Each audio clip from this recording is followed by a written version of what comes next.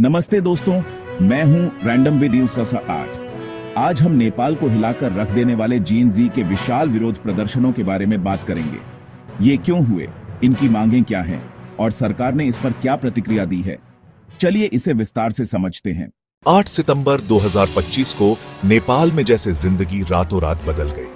सरकार ने अचानक फेसबुक, इंस्टाग्राम, व्हाट्सएप, यूट्यूब और एक्स जैसे 26 प्रमुख सोशल मीडिया प्लेटफॉर्म पर प्रतिबंध लगा दिया।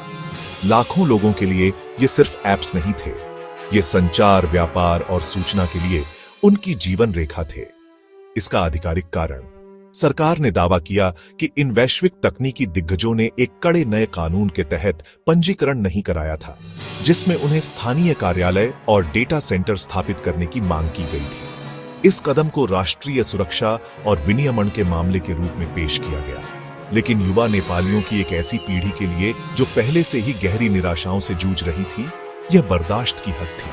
सालों से बड़े पैमाने पर फैले भ्रष्टाचार, चौंकाने वाली बेरोजगारी और बढ़ती असमानता को लेकर गुस्सा पहले से ही बढ़ रहा था।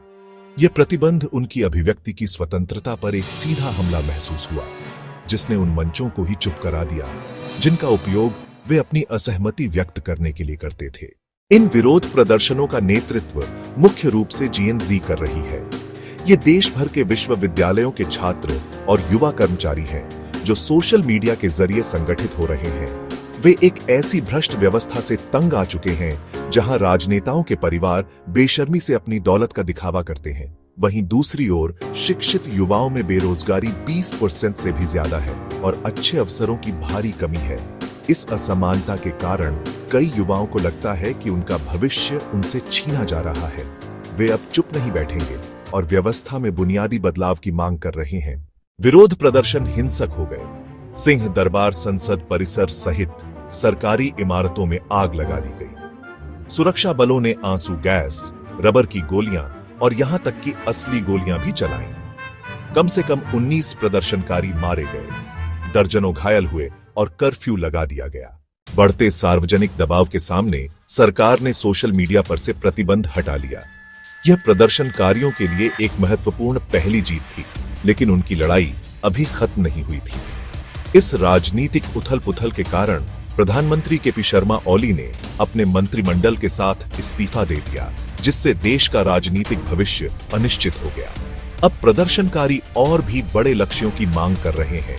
एक नया संविधान, संसद को भंग करना और एक ऐसी भ्रष्टाचार मुक्त व्यवस्था जो वास्तव में लोगों का प्रतिनिधित्व करे। तो नेपाल के लिए आगे क्या है? ये विरोध प्रदर्शन सिर्फ सोशल मीडिया के बारे में नहीं थे। ये एक ऐसी युवा पीढ़ी की आवाज है जो राजनीतिक जड़ता से तंग आ चुकी है और अब वास्तविक स्थायी बदलाव की मांग कर रही है। नेपाल का भविष्य इन्हीं युवाओं के हाथों में है। वैश्विक राजनीति और ऐसे ही शक्तिशाली युवा आंदोलनों पर अधिक जानकारी के लिए रैंडम विद यूसुफ के साथ बने रहे। आपको क्या लगता है, क्या यह आंदोलन सफल होगा? नीचे कमेंट्स में हमें बताएं। लाइक, शेयर और सब्सक्राइब करना ना भूलें।